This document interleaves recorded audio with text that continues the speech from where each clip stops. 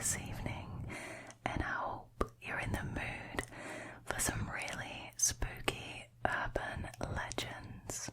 Now, it's been a while since I've done an urban legends video, and tonight is going to be American Urban Legends, the sequel.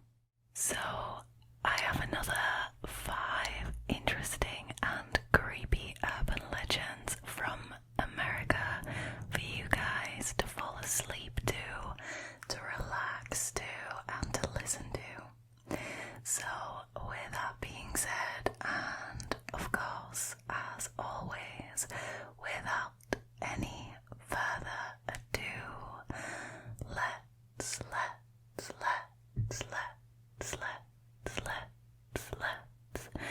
get into tonight's urban legends, shall we?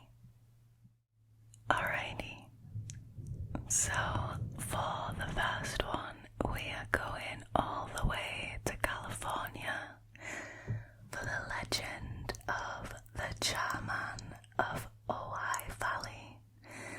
Now, I admit I had to look up how to pronounce this place. It's not really intuitive, is it? So I looked it up. It's pronounced Ojai Valley. So Ojai Valley in California is a small and quiet community in the mountains, about 14 miles inland from Ventura, California. It's also home to the Char-man. Not to be confused with Charmander. That's completely different. Now, according to the legend, a big brush fire broke out in Ojai Valley in 1948, which burned a good part of the valley and destroyed many homes, so it was absolutely devastating. Now, apparently, because of how bad it was, it took several days before people were actually able to go around all the affected houses and see if the people who were in them were alright. Now, one of the houses that was affected by this fire was an isolated cabin in the hills south of town. In this cabin lived a man and his son. Now, sadly, the father passed away in the fire while the son survived, though really badly burned, and I'm talking beyond recognition burned, right? So when somebody finally got to what remained of their cabin to check on the inhabitants, they found that the son had clearly gone insane from the experience because, and I can't make this up, you guys, because he had hung the body of his father from the feet on what was left of a nearby tree. So he strung his dad's body up by the feet on a tree. And that wasn't all, sadly. He had also stripped his father of his burnt skin. It is said that after he had done this, he fled into the hills down Old Creek Road and has lived there in his charred state ever since. Now, the Char-man has been wandering the woods surrounding Ojai, occasionally approaching tents of innocent campers and sometimes reportedly even chasing them. Oh, hells no. Now, the police have been sent out to find him, obviously, but they never succeeded. They've got glimpses of him and they found traces of him, but they never actually caught the guy. Wow, so careful when you're gonna go down to Ojai for a camping trip. I mean, if you see a Char-man, run away. Wow.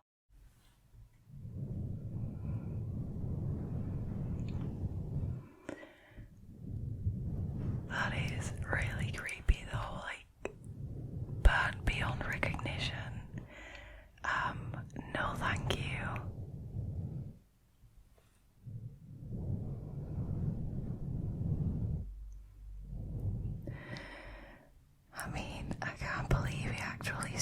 his dad up from the feet and then peeled his burnt skin off.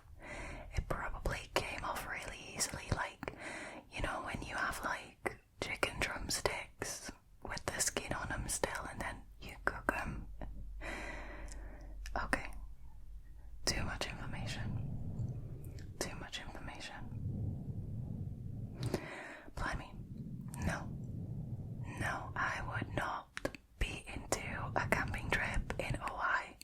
I'm sorry, my dear Californian friends. I am sure it is lovely there, but I really don't fancy a run-in with this guy.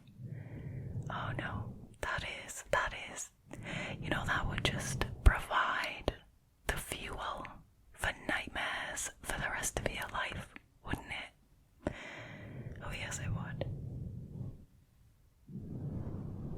Can you imagine if you're like out camping and you hear something outside of your tent and you work up the courage to like unzip the zipper and then you see the Char-man?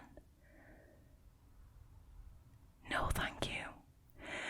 No thank you. No. Alright.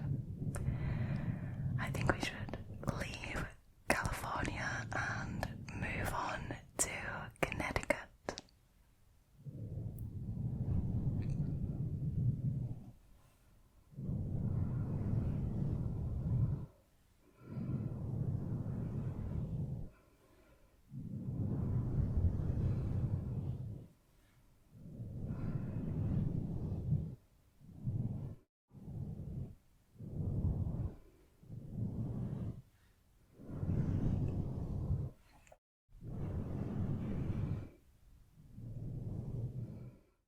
Alrighty, so the next urban legend is that of the Wicked Witch of Monroe, Connecticut.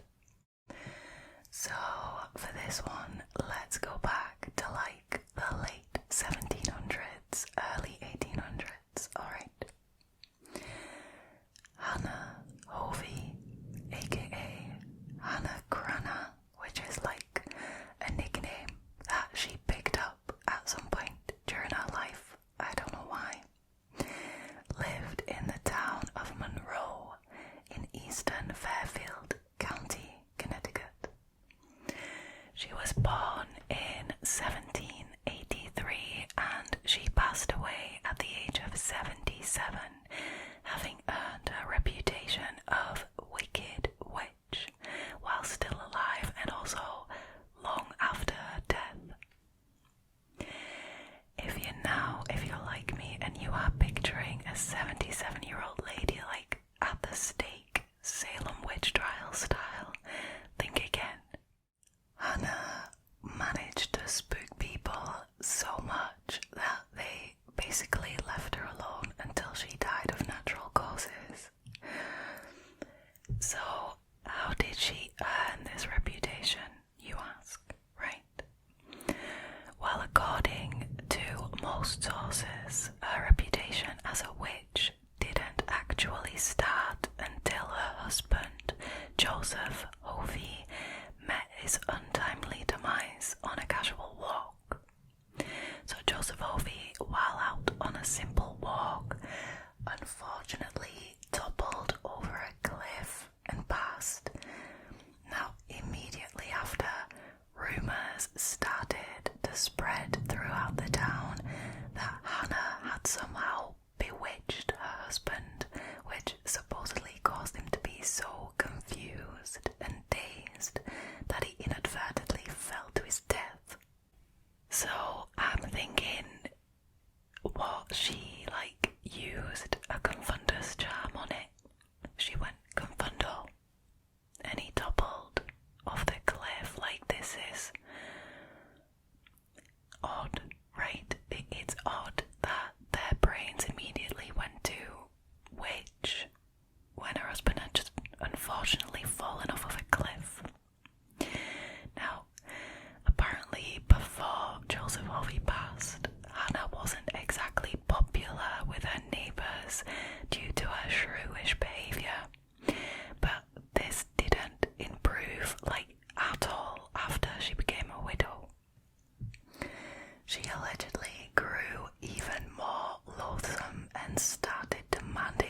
sorts of free shit from her neighbours, like firewood and food. When they didn't comply, she relied on her witchy reputation to threaten them. Which, I mean, she turned a bad situation into a good one for herself, right? She got free shit. Now, on one occasion, a local farmer's wife allegedly denied her a fresh-baked pie, and she proceeded to curse her. Now, according to the story, the curse actually worked because the woman was never able to bake again. She, I don't know, kept messing up or something. Now, on another occasion, she actually caught a man fishing for trout in a brook on her property without her permission. So, of course, what did she do? She cursed him, and the man was never able to catch another fish. Now, over the years, other such instances that demonstrated her powers reportedly occurred because her reputation as a wicked witch was further solidified until her death. Now, ultimately, it was her demise and the odd occurrences that surrounded her burial that truly cemented her legend, right? So at the age of 77, which, by the way, is a magical number, 7 is a magical number, just saying, Hannah apparently anticipated her death, informing one of her neighbours that the end is near. Very ominous, but she was right. Now, she demanded her coffin be carried by hand to the graveyard, and she mustn't be buried before sundown. No explanation as to why. I think she just wanted to be a bit extra because she could. Now, she passed away the very next day, and as it happens, it was snowing very, very heavily on that day, and the locals decided that it would be easier to transport her coffin up the hill from her house to the cemetery by sled. Okay. Now, when they tried this, however, the coffin fell off of the sled and slid all the way back down the hill, all the way to Hannah's front door. Remembering Hannah's demands and her supernatural powers, the townspeople decided not to take any chances and carried her coffin to the graveyard. After much struggling, because it was snowing heavily and it was uphill, they eventually got the old hag to her grave right after sunset. Now, happy to be rid of her, they returned to Hannah's home, only to find it completely engulfed in flames, consequently burning Hannah Cranach, the Wicked Witch of Monroe, into their minds forever. Now, you can actually visit Hannah's grave in Gregory's Four Corners burial ground on the outskirts of Monroe.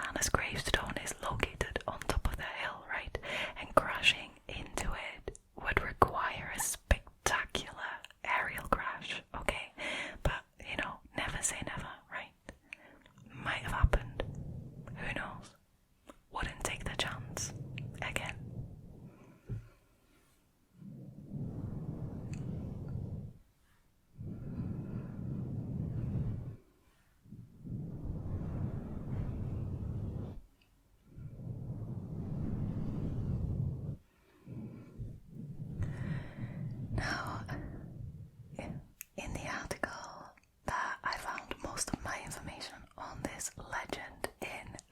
The people who wrote it actually went to Hannah's grave, and they said that, you know, even if you don't see a spectre of an old hag and lose control of the wheel, you have to be very careful there because it's quite a busy road, and her gravestone is like right on the edge of the cemetery, like right next to the road. So you do kind of have to be careful when you get out of the car. Just saying, just in case any of you live near there and you're like, oh, want to check it out or something. Be careful. I don't want anyone getting hurt because of me recommending this. So I don't recommend it.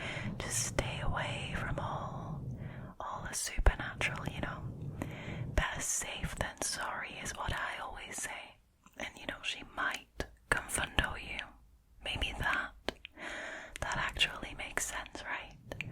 Because her signature spell is the confundus charm.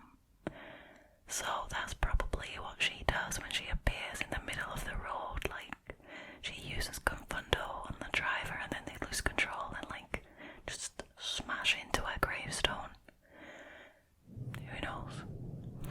All in all, I think Hannah Cranach was a really bad bitch. I think she was a bit grumpy, a bit fed up, and she figured, you know, I already have this reputation as like the wicked witch of Monroe, like why not use it to make myself more comfortable and to get some free shit off of people, right? I can only have respect for that. Although I will admit that it is a bit odd that her house caught fire like right after being buried. I'm not gonna lie. That is a bit strange.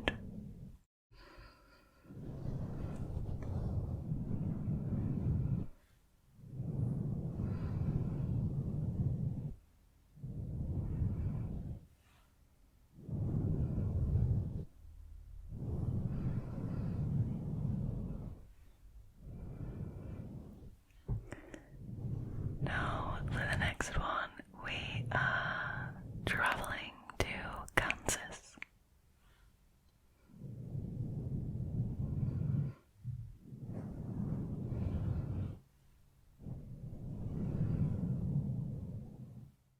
Alrighty, so the next one, like I said, is an urban legend from Kansas, and this is the legend of the Devil's Chair.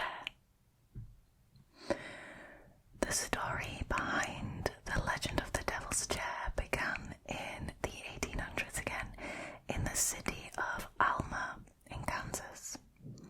Now during that time, the city was planning to build a new cemetery, but a farmer who owned like a big chunk of land that the cemetery was supposed to be built on had other plans, okay?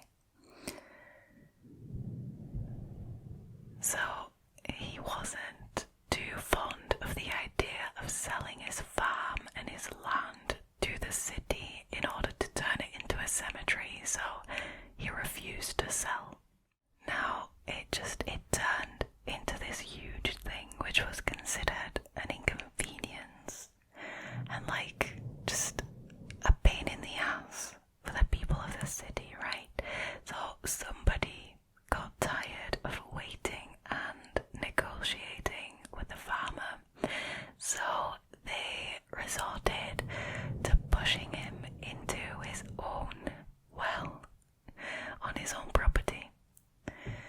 Now after a while, obviously there were some complaints about an odd smell coming from this well, and the city sent somebody to investigate. Now it was ruled that the well was completely empty, like so weird that there's a bad smell. We didn't find anything, the well is empty, and what they did was, you know, to stop the stink, we'll just board it up. Just board it up and we'll pretend that it never happened. Now if somebody from the city got tired of waiting and somebody from the city is sent out to investigate. I mean, of course that well was going to be empty, right? Anyways, they were very, very happy to be rid of him, I'm sure, because the city proceeded to build the Alma Cemetery where they had originally intended, on the farmer's land. Now, the boarded up well wasn't like filled in or anything, and in fact it has remained there all these years, like to this day, and it is now referred to as the Devil's Chair. Why the Devil's Chair, you ask, right? Well, a legend says that whoever sits on that boarded up well inexplicably vanishes without a trace, never to be seen again. Now, according to the story, in the 1980s, a group of teenagers decided to go ghost hunting. Like, they really wanted to see the ghost of the farmer. Now, when they went to the well, one kid sat on it. Like, I don't know why you would do that. Like, I guess because it's a teenager and their frontal lobes aren't developed properly yet, but like, who would go sit on a boarded up well that's been there since the 1800s? Anyways, he sat on it, and the kid seemingly vanished into thin air when the group looked away for a moment. They all thought that it was a practical joke, and they started looking for their friend, but they never saw him again. Now, regardless of whether you believe this legend or not, it's never a good idea to go and sit on old structures that you're unsure about, right? Like, imagine having the brilliant idea to go sit on it, and those wooden planks break, and you find yourself at the bottom of the well, all snuggled up to the old farmer. I mean, or even if it's not there, you really don't want to end up at the bottom of that well. So, I mean, people, use your brains. That's the message here. That is the message. I love how, like, in the 1800s, the way they dealt with problems was just casually shoving the problem down a well and then pretending that they couldn't smell the stink. That is absolutely wild. It is pretty cool though that well is still there, and it is in a state like it is in an absolute mess. You can find photos of it online. But I mean, if I saw that, I wouldn't sit on it. Like, it doesn't look sturdy enough to sit on it, if you get my gist.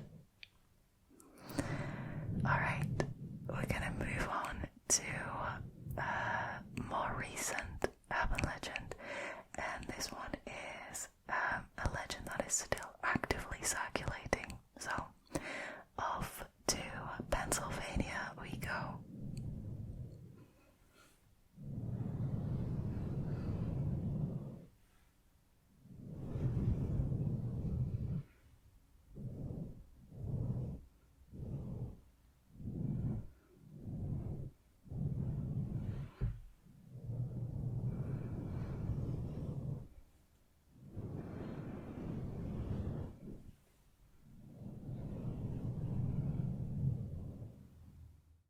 Alrighty, so the next urban legend is a Pennsylvanian one, and it is the legend of the bus to nowhere.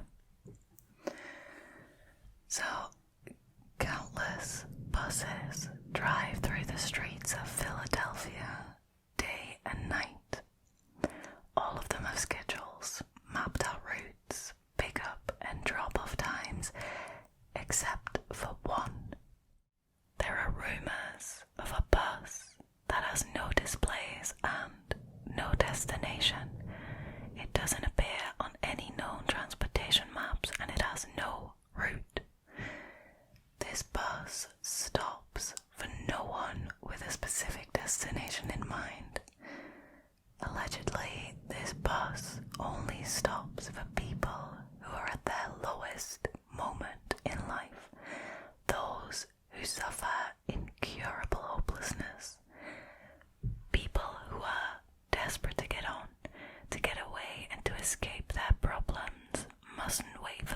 to slow down and let them on, they have to chase after it, so the mysterious driver can see your desperation to ride and slow down to let you on. Now, as soon as you get on this bus and you join the other passengers of the bus to nowhere, however, you will lose all sense of time. The bus allegedly makes you forget the whole experience, and even though you can get off at any point by simply pulling a cord to indicate you're ready to leave, it could be days, months, or even years. Many people in Philadelphia actually claim to have seen this bus driving around the streets of the city, and it is sometimes referred to by the locals as the wandering bus.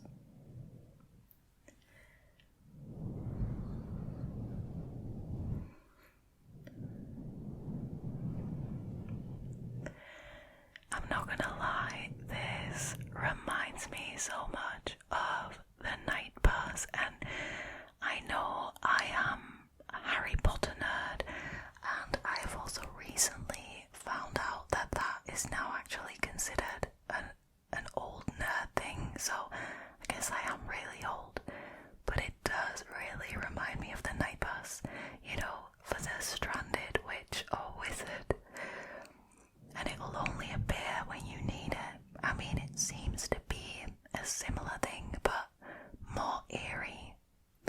Like, can you imagine getting on that bus and seeing all the confused and sad and depressed passengers on there who don't know how long they've been on there for? Like, they could have been on there for years and nobody would know. I mean, it is quite an eerie thing to think about. It is quite spooky. And if the bus makes you forget, like, why you're even there in the first place, will you think of pulling the cord to get off? Or are you just stuck on that bus forever? I'm also really picturing this, like, dank, musky, like, cobweb-filled, rickety bus. I don't know why. It's never described like that. It's just my imagination running wild. It is rather spooky, I'm not gonna lie, especially because so many people claim to have seen it, but nobody claims to have been on it. Because the bus makes you forget, people, that's why.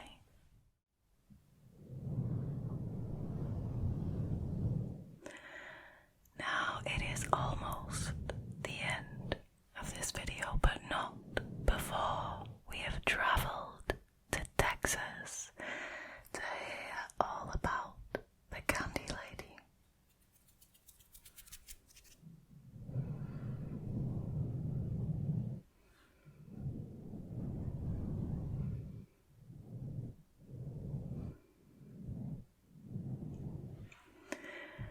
Alrighty, so the last urban legend is from Texas, and it is the legend of the Candy Lady. Now, this creepy urban legend centers around a woman named Clara Crane, and it dates back to the late 1800s. Now, Clara had a husband, Leonard, and a little girl named Marcella. Now, they lived in the small town of Terrell, Texas. Leonard was a farmer, and tragically, when Marcella was just 5 years old, she died in an accident while out in the fields with her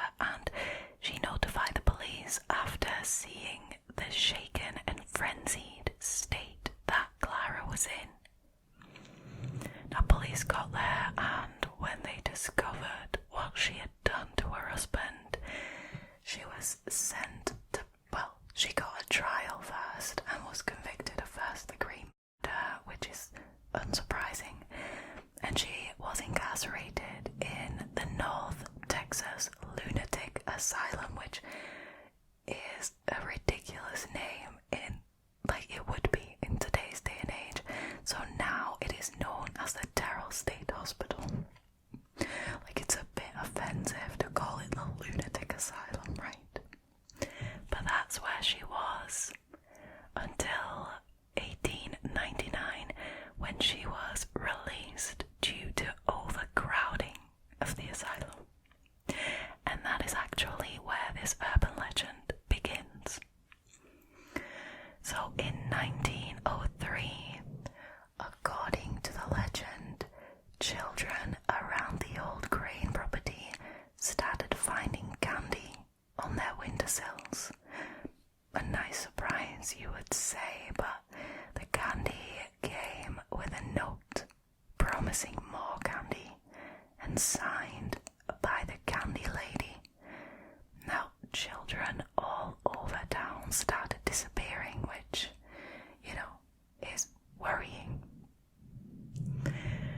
Now, this story spread like wildfire, right? People needed to be cautious of the candy lady, and the story really picked up steam when a local farmer allegedly found rotten teeth on his property.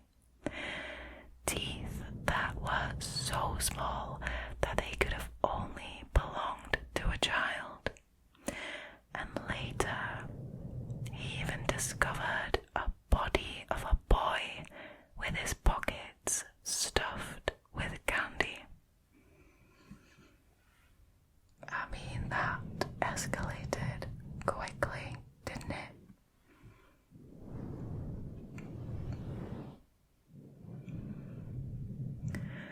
Now, I'm not gonna lie, when I first read this urban legend, I was half expecting Clara Crane, when she returned, to be luring children in order to replace her deceased daughter, Marcella, right?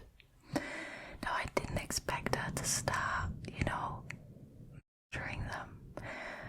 Now, either she was luring them in order to find a replacement for Marcella, and she was just offing all the ones who didn't fit the requirements, who didn't meet expectations, or she just had a thirst for killing after what she did to her husband.